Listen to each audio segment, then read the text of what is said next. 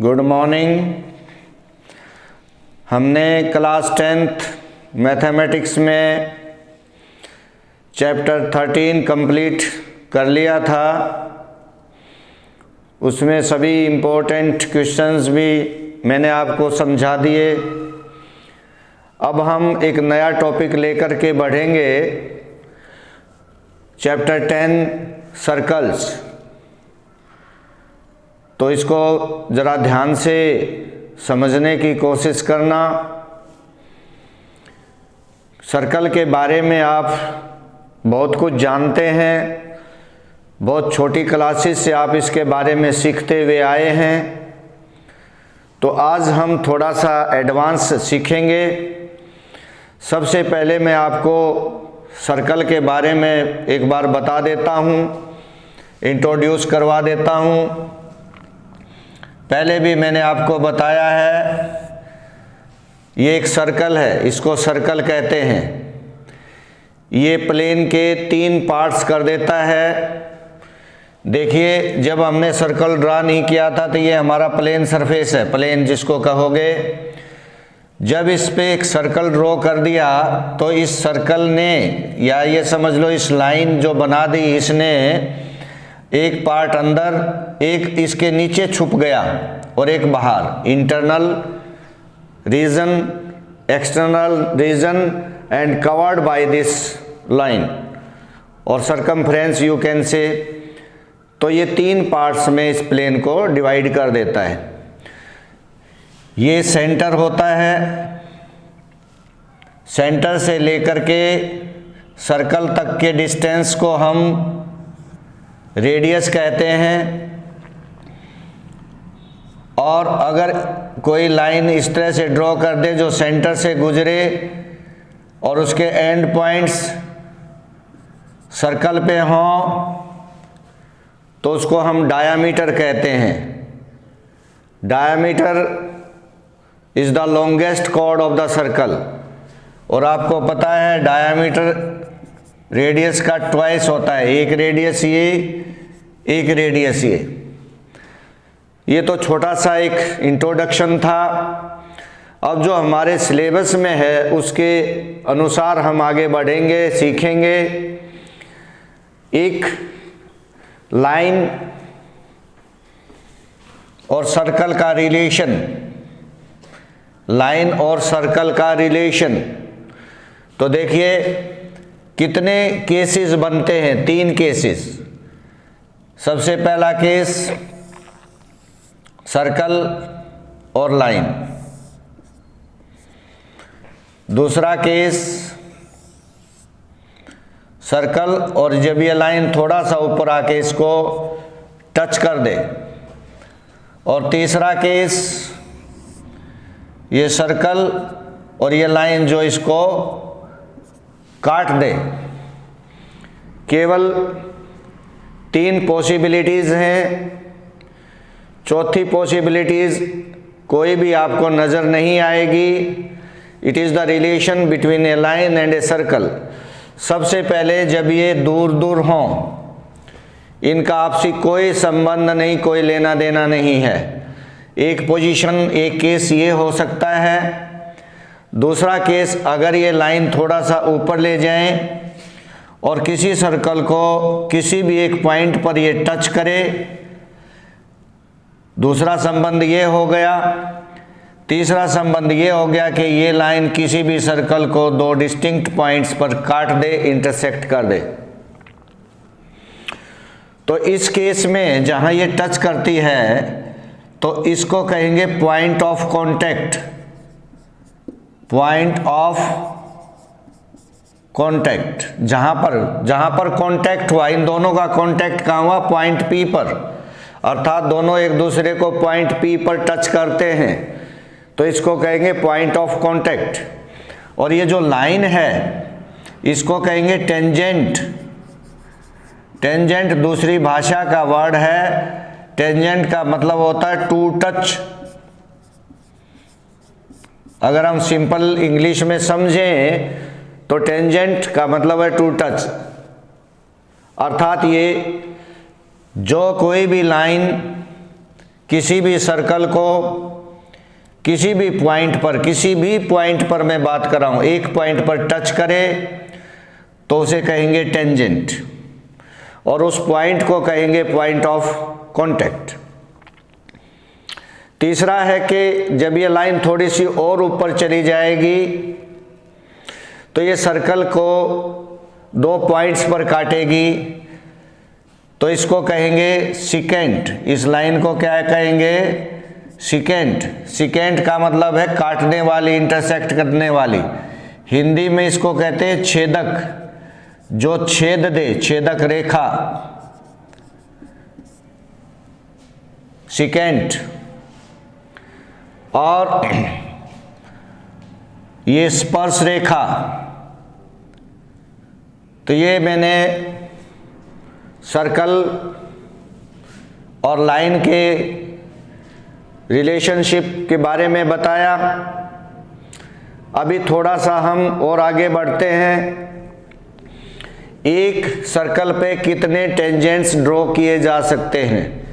जितने सर्कल पर पॉइंट्स होते हैं उतने ही टेंजेंट्स ड्रॉ किए जा सकते हैं। कितने पॉइंट्स होते हैं पता ही नहीं, अनलिमिटेड, इनडेफिनिट। तो अनगिनत टेंजेंट्स ड्रॉ किए जा सकते हैं। एक पॉइंट पे एक टेंजेंट, मान लो दूसरा पॉइंट यहाँ हो तो इस पे ये दूसरा टेंजेंट, फिर तीसरा हो तो तीसरा tangent, like this.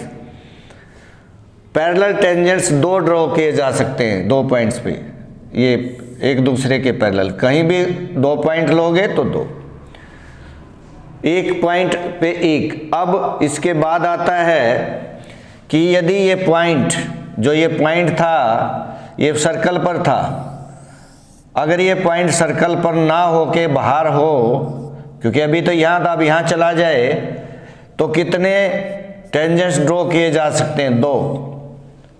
Maximum tangents 2 draw किए जा सकते हैं। जो अभी ये थ्योरम भी है जो मैं आगे आपको पढ़ाऊंगा। और अगर ये पॉइंट बाहर ना आकर के अंदर आ जाए,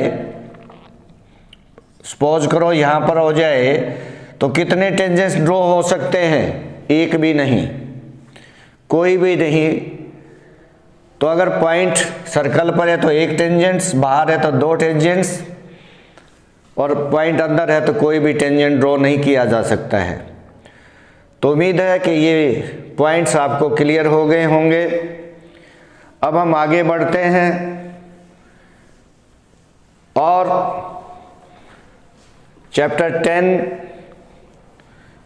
में थ्योरम 10.1, इसमें 2 ही थ्योरम हैं, 2-3 एग्जाम्पल हैं, 13 क्वेश्चंस हैं, उसको समझेंगे। थ्योरम 10.1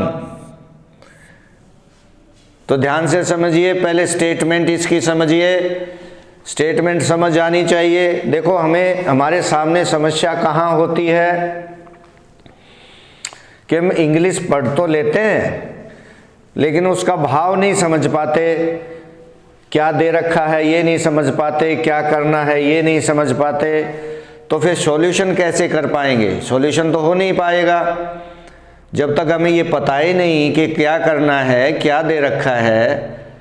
तो जब भी किसी भी स्टेटमेंट को पढ़ो तो बड़े ध्यान से पढ़ो, समझते जाओ, एक एक लाइन पॉइंट को पढ़ोते जाओ, समझते जाओ क्या कह रहा है ये। 2 चीज़ों का विशेष ध्यान रखें, क्या करना क्या है और दे क्या रखा है। तो चलिए इसका स्टेटमेंट लिखते हैं। The tangent at any point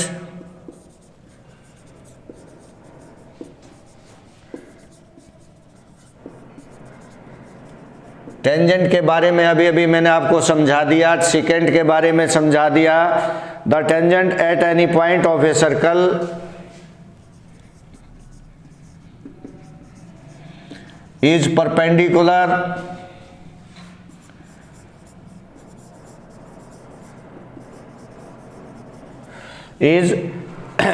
perpendicular to the radius through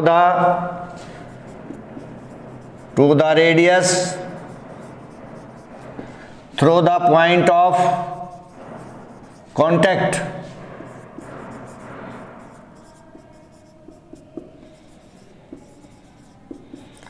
ये मैंने आपका स्टेटमेंट लिख दिया। अब इस स्टेटमेंट को पढ़े, द टेंजेंट। अब जब टेंजेंट आया तो इसका मतलब साफ है कि सर्कल है, क्योंकि टेंजेंट का सर्कल का ही रिलेशन है।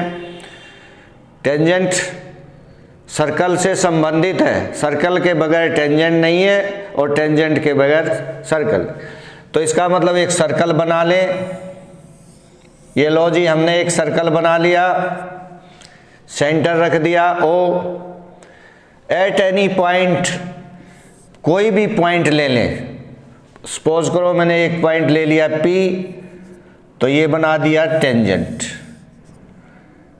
ठीक है जी। इज परपेंडिकुलर, परपेंडिकुलर आपको पता ही है, 90 डिग्री पर खड़ी हुई लाइंस को परपेंडिकुलर कहते हैं। सपोज करो ये कोई लाइन है और इस पर कोई लाइन, ये ऐसे रे खड़ी हुई है और ये 90 डिग्री पर खड़ी हुई है, तो इसको कहेंगे परपेंडिकुलर ड्रॉ किया हुआ है। जैसे फर्श के ऊपर आपकी दीवार खड़ी की जाती है, ये परपेंडिकुलर टू ईच अदर होते हैं। 90 डिग्री पर खड़ी हुई लाइन को perpendicular. To the radius, radius के बारे में मैंने अभी आपको समझाया था। रेडियस क्या होता है? सेंटर से लेकर के सर्कल तक की दूरी को हम रेडियस कहते हैं। Through the point of contact, तो रेडियस कहाँ से, ये है पॉइंट ऑफ कॉन्टैक्ट, ये मैं समझा चुका हूँ, ये रेडियस है। कहता है कि ये जो रेडियस है, जो through the point of contact draw किया गया है, ये परपेंडिकुलर है किस पर? टेंजेंट पर।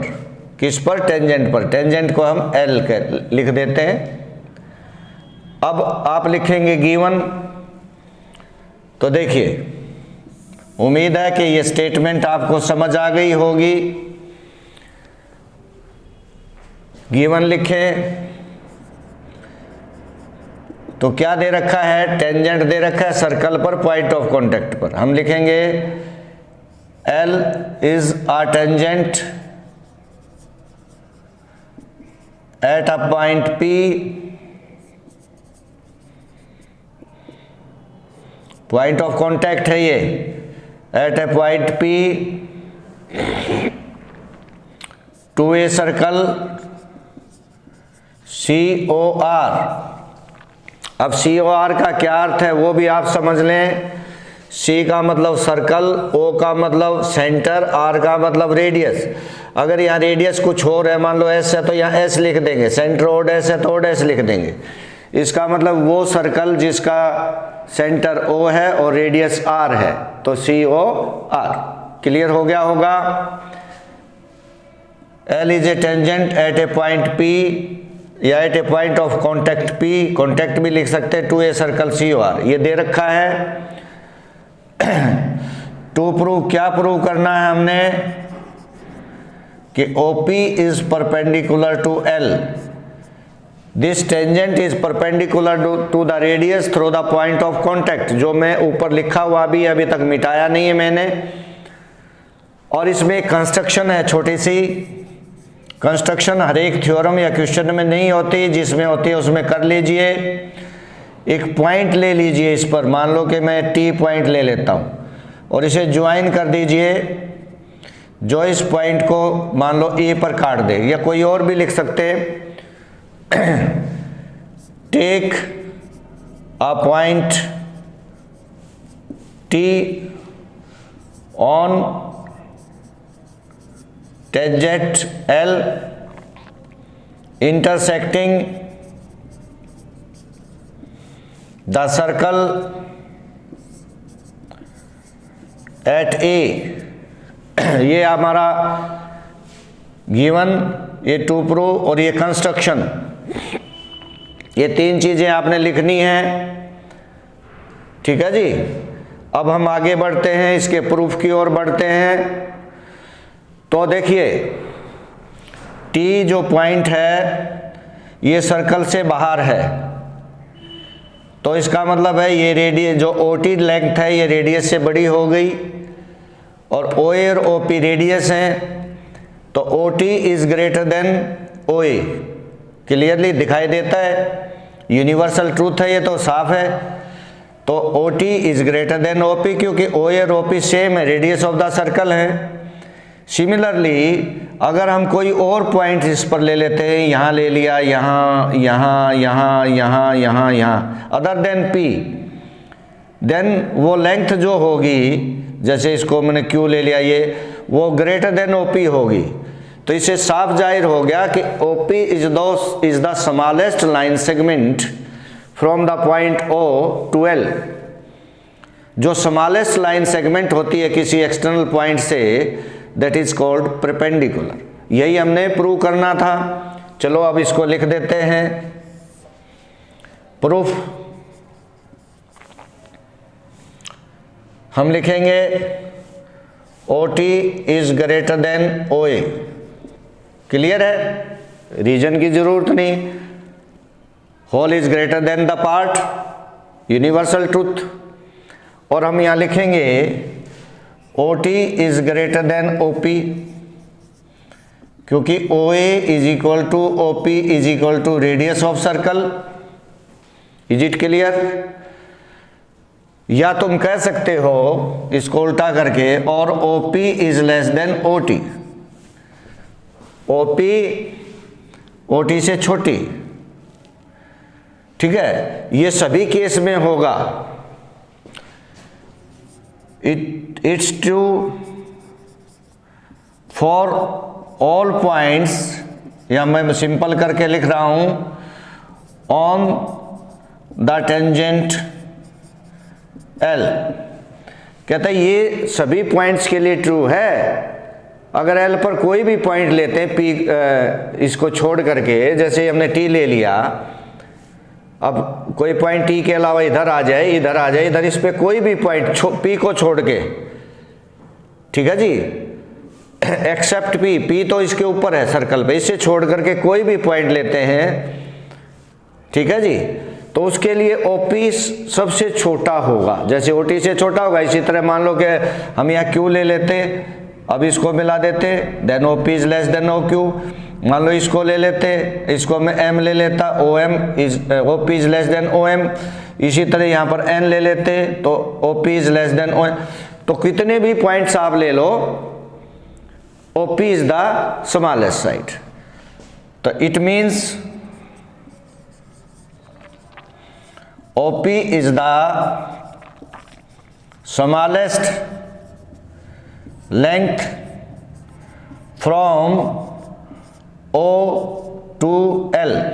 O से L पर जितने भी, O से लेकर और L के ऊपर जितने भी लेंथ बनाई जाएंगी, लाइन सेगमेंट ड्रॉ की जाएंगी, तो OP उनमें सब में छोटा होगा, स्मॉलेस्ट होगा। तो हमें पता है कि स्मॉलेस्ट लाइन सेगमेंट जो होता है वो परपेंडिकुलर होता है, हेंस प्रूव्ड।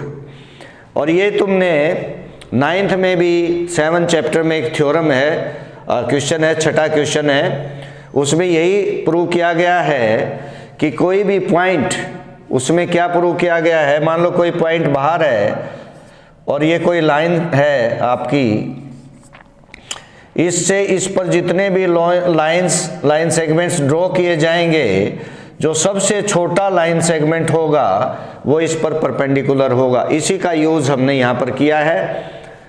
तो ये थ्योरम हमारी कंप्लीट हुई, आपको मैंने इसको समझाया। तो आज आप इसको लिखेंगे, याद करेंगे, फिर लिखेंगे और समझने की कोशिश करेंगे।